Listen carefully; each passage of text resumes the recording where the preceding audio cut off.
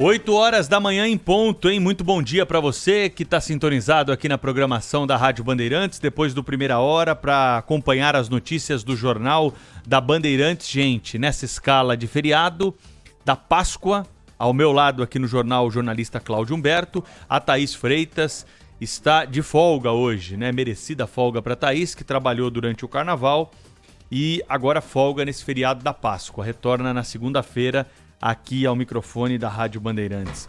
E o meu destaque de abertura aqui, viu, Cláudio Humberto, já dando bom dia a você, aí aos nossos ouvintes, é a marca de 1 milhão de doses pelo segundo dia seguido. O Brasil alcança, então, esse compromisso que foi reiterado, né, pelo ministro da Saúde, Marcelo Queiroga, o novo ministro da Saúde do governo Jair Bolsonaro, que está cuidando, né, desse processo agora todo de vacinação, também a questão dos leitos.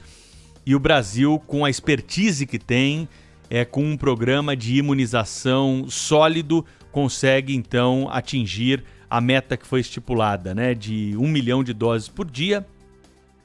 E claro que é possível aumentar ainda mais. A gente vê que temos estrutura para isso. O que está faltando é vacina, né?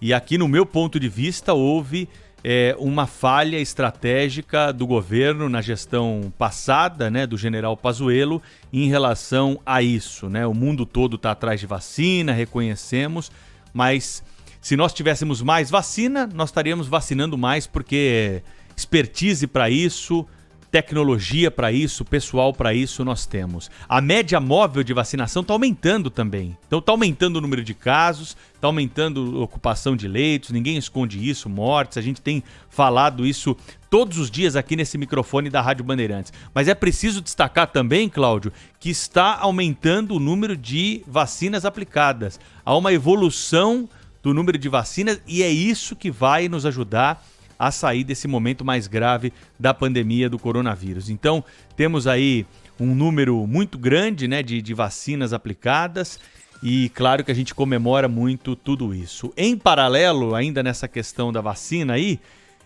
temos o presidente da República, que já está próximo da idade da vacinação em Brasília, dizendo que vai ser o último a ser vacinado. Ele quer vacinar primeiro todos os brasileiros, foi o que ele disse ontem.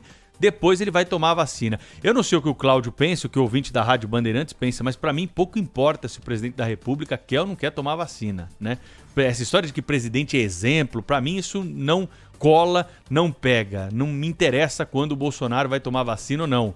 O que interessa é que o presidente da República, pessoa jurídica, vá atrás de vacinas. O presidente da República precisa ir atrás de vacinas, porque a grande maioria da população, felizmente, quer se vacinar contra o coronavírus. Não há nenhum tipo de obrigatoriedade, cada um pode escolher se quer ou não ser vacinado, se confia ou se não confia na vacinação. Felizmente a gente vê uma corrida pela vacinação no país, as pessoas estão ficando na fila em muitas localidades para tomar a vacina. Então, como pessoa física, pouco importa. Como pessoa jurídica, ele precisa trazer vacina. Pode até ser contra a vacina, não querer se vacinar. Isso tudo, ele já disse várias vezes, não interessa para a grande maioria dos brasileiros. É claro que se a gente tivesse uma grande parcela da população que fosse contra a vacina, que não quisesse a vacinação, era preciso incentivar as informações, porque não adianta vacinar uma parte só da população. Mas felizmente é o contrário, uma minoria que ainda resiste a algum tipo, muitas pessoas estão mudando de ideia, a gente sente isso nas mensagens que recebemos aqui dos nossos ouvintes, nas conversas que temos aí com especialistas. Importante que grande parcela da população, então, tome a vacina para que haja uma proteção global aí em cada localidade e que nós tenhamos a oportunidade de retomar nossa vida, né, Cláudio? Feriado da Páscoa chegando, muita gente deve estar com saudade aí daquelas confraternizações, bacalhau, um vinhozinho, os amigos, os familiares na mesa. Não dá ainda, mas certamente na Páscoa do ano que vem, com todas essas vacinas, com as medidas que estão sendo adotadas, a gente vai poder ter novamente as confraternizações familiares. É ou não é, Cláudio Humberto? Bom dia para você, Cláudio. Bom dia, Pedro Campos. Bom dia, Brasil. Olha, além do mais, assim, aquele discurso que parece saído das catacumbas da política, né? Coisas velhas, conceitos antigos, ultrapassados, né? Obsoletos. Bom, isso é do ponto de vista político. Do ponto de vista da pregação mesmo, aí, assim, ele sempre parte para a mentira com muita naturalidade. O ex-presidente Lula já disse isso, já foi flagrado em vídeo ao menos 2 vezes, contando, ele se diverte com isso, né? Como ele solta os números, solta as coisas e as pessoas acreditam. Ele já disse isso antes e voltou a exercitar esse truque. Ontem, por exemplo, ele mentiu, logo no início da entrevista, quando disse que foi condenado sem provas. Isso não é verdade, né? Há pelo menos 3.000 itens de provas ou de indícios do cometimento dos crimes pelos quais ele foi condenado. O ex-presidente diz que foi inocentado. Ele não foi inocentado, né? A discussão é outra. O que o Supremo Tribunal Federal decidiu é que a Justiça Federal de Curitiba não poderia ter julgado o caso. O caso tem que ser julgado pela vara federal, pelas varas federais aqui do Distrito Federal. Ele mente quando diz que, por exemplo, que a Polícia Federal invadiu o apartamento dele. Não, a Polícia Federal estava cumprindo o mandado de busca e apreensão, né? E mente também na mesma história quando diz que a Polícia Federal não encontrou nada. Não é verdade. A Polícia Federal encontrou um monte de coisa, inclusive documentos, contratos de gaveta e etc., né? É preciso sempre a gente lembrar disso. Ele mente quando disse que foi espontaneamente prestar depoimento ao então juiz Sérgio Moro, né, no caso. Ele não foi espontaneamente, ele foi intimado a depor. Ou ele ia ou atendia a intimação, ou corria o risco de ser conduzido sob vara para prestar depoimento. Uma mentira impressionante que ele disse foi o seguinte, mas aquela ali já é a coisa do eu sou o máximo, né? O ex-presidente Lula disse que ele e o Bush criaram o G20, que é aquele grupo de países, as 20 maiores economias do país. Não é verdade. O G20 foi criado em 1999. É bem anterior à eleição do Lula.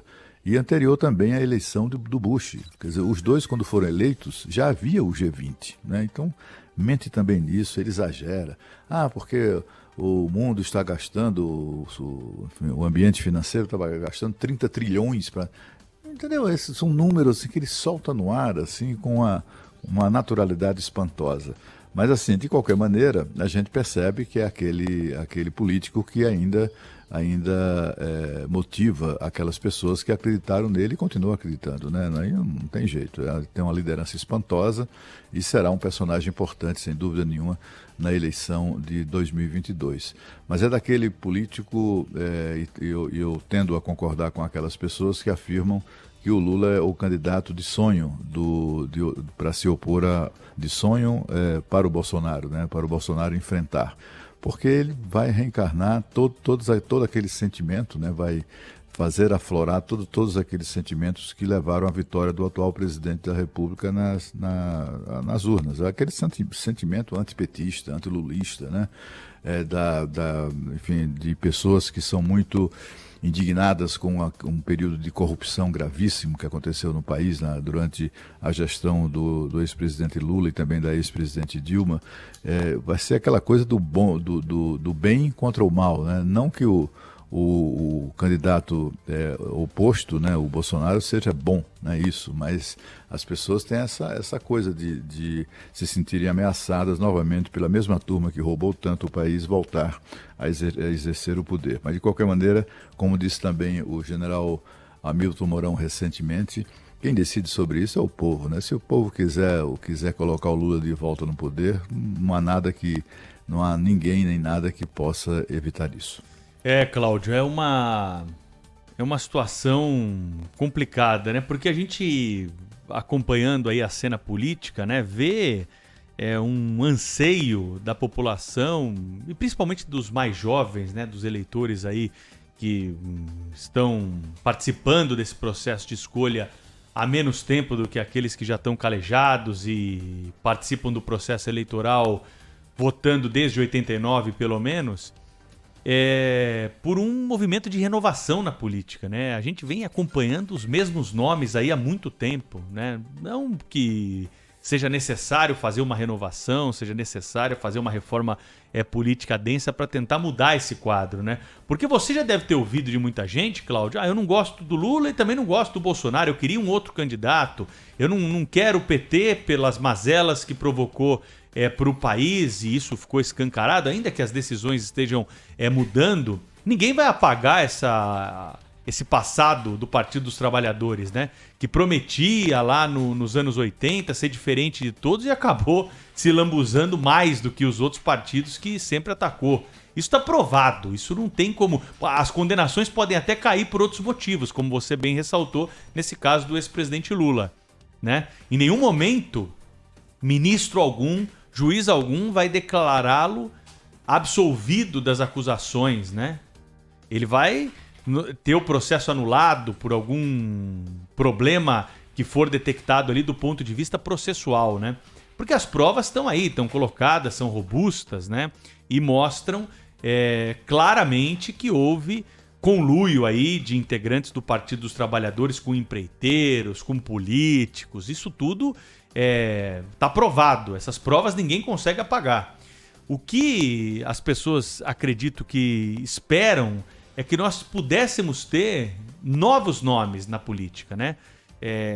Empresários, pessoas que se destacam aí na sua carreira e que de alguma forma querem dar uma dose de contribuição, querem participar com algum tipo de liderança na administração pública. E a gente não consegue observar. Eu não sei, viu, Cláudio, se isso é um problema dos próprios partidos que cortam ali, dos políticos mais tradicionais e esses aí que estão na cena política há muito tempo, que também cortam as asas, né, dos novos nomes para continuar figurando aí no polo do protagonismo político, ou se é realmente uma incapacidade de formar líderes, né, Cláudio? Pedro, assim, eu também acho que chega, né? Tem muita essa velharia da política, tinha que ceder lugar mesmo às novas gerações. O problema é que na prática a teoria é outra, né? A gente observa hoje, por exemplo, que o atual presidente, apesar de todos os desgastes, ele tem ali 1/3 dos votos, né? No mínimo 1/3 dos votos. Isso é um capital suficiente para garantir praticamente a presença dele no segundo turno. O outro lado, assim, que hoje é liderado pelo presidente e ex-presidente Lula, também tem ali 1/3 dos votos, né? Tem ali 29%, 30% dos votos e tal. Então ele já começa a campanha sendo candidato, ele já começa a campanha com um handicap muito, muito, muito alto, né? Tá lá já no... E aí os outros todos vão disputar o que resta, aquele terço final, né?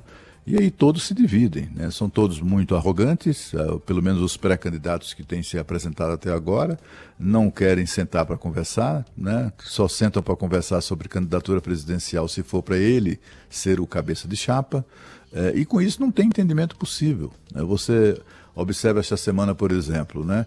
Um grupo de presidenciáveis, enfim, divulgou uma nota oportunista, né? Enfim, tentando antecipar a campanha eleitoral aí, e tem lá uma lista que assinam essa nota, né? De presidenciáveis ou de supostos presidentes. Eu digo supostos porque são candidatos deles próprios, né?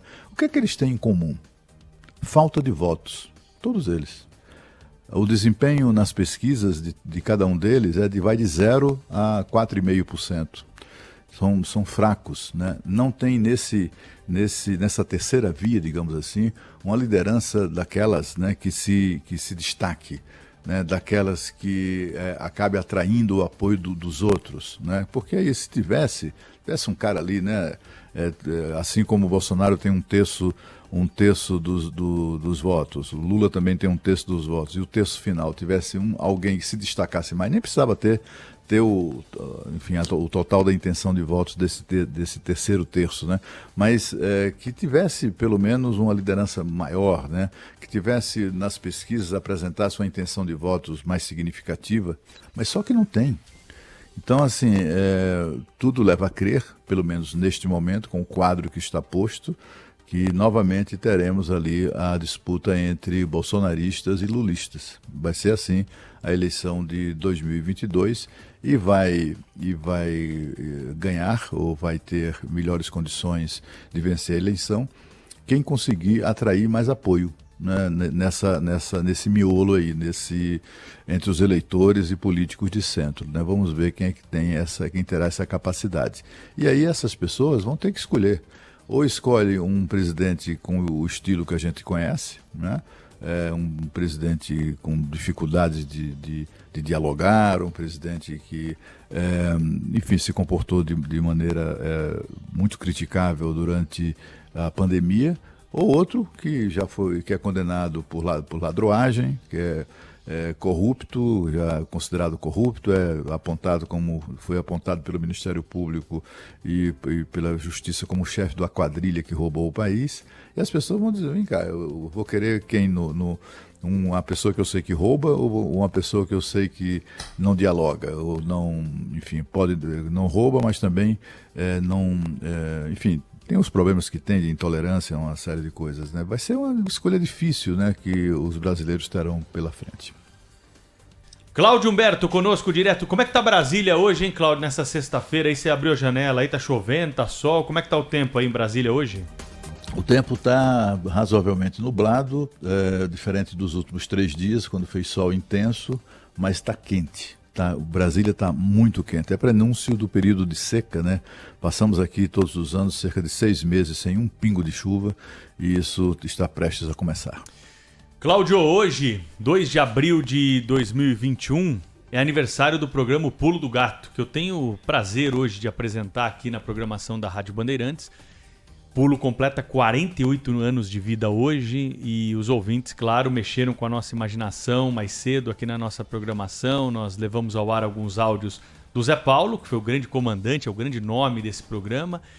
E foi muito interessante, né, passar esse filme aí pela cabeça. Muitos dos nossos ouvintes estão conosco desde o começo do programa e tinham ali lembranças muito marcantes, né, da carreira do Zé Paulo ao longo desse tempo todo. É um dia, claro, né, apesar de todos os problemas que estamos passando aí com a pandemia, foi um dia de alguma forma de celebração e de lembrarmos aí esse marco do radiojornalismo do brasileiro, mundial também, porque o Pulo chega hoje pela internet aos 4 cantos do mundo. Recebemos mensagens de Portugal, dos Estados Unidos, do Japão. Sabe aquele ouvinte que morava aqui em São Paulo, ia para a escola ouvindo o Pulo do Gato, o Zé Paulo falando, olha a hora, olha a aula, e hoje mora no Japão, arrumou um emprego, foi parar lá no Japão e continua ouvindo o Pulo do Gato quando volta para casa depois do trabalho, porque lá no Japão, por conta do fuso horário, já é o fim do dia, né? Então, de alguma forma, queria deixar registrado aqui também esse desafio profissional que eu tenho, que ao lado, claro, aqui da apresentação do Gente, né, que também é muito importante, tenho desempenhado aí com muita satisfação, muito orgulho e compartilho todo esse carinho que a gente tem recebido dos ouvintes, de receber, né, esse legado e continuar com esse legado do Zé Paulo no Pulo. Sem sombra de dúvida, um dia marcante, viu, Cláudio? Olha, parabéns, viu, Pedro? Parabéns, você tá tocando com muito brilho, com muito entusiasmo e com muita competência o Pulo do Gato, depois do Zé Paulo de Andrade. E eu quero aqui deixar um abraço público para você, para a equipe do Pulo do Gato, porque de fato é um dos programas, mais queridos, né, mais tradicionais do rádio brasileiro. Muitos anos, né, muitas gerações também foram formadas ou foram desenvolvidas na audiência do Pulo do Gato. É extraordinário que isso aconteça e é melhor ainda que você seja personagem dessa história, né? O Pedro é um colega extraordinário, é um colega muito competente, íntegro, é um colega que dá orgulho com quem dá orgulho de trabalhar, viu, Pedro? E é um sentimento que eu tenho certeza que é geral dos seus colegas. E parabéns, viu? Estou muito orgulhoso como seu amigo e colega de testemunhar aí esse momento que você vive à frente do Pulo do Gato. É isso aí, Cláudio Humberto. Vamos seguir em frente, são 8 horas e 22 minutos. Obrigado pelas suas palavras aí, você sabe que o meu carinho por você também é recíproco sempre, né? Na sequência aqui do Jornal Gente, Cláudio, vou sugerir um assunto aí que a gente não tinha combinado, hein? Para o ouvinte saber que também tem coisa aqui que a gente pega aí pelo ar, mas é um assunto que está na ordem do dia aí em Brasília, você deve ter algo a acrescentar para a gente. A história do veto do orçamento, a gente falou sobre isso ao longo da semana aqui, o Cláudio vai trazer para a gente mais detalhes, vamos debater na sequência aqui e você vai entender por que há essa discussão a respeito aí desse orçamento para esse ano de 2021, que vem de forma tardia, e quais são as nuances aí que permeiam este tema na capital federal. 8h23, contamos aqui com a sua participação também. Hoje é sexta-feira santa, muita gente está em casa, não está trabalhando, mas está ouvindo aqui o Jornal Gente. 11 999 048756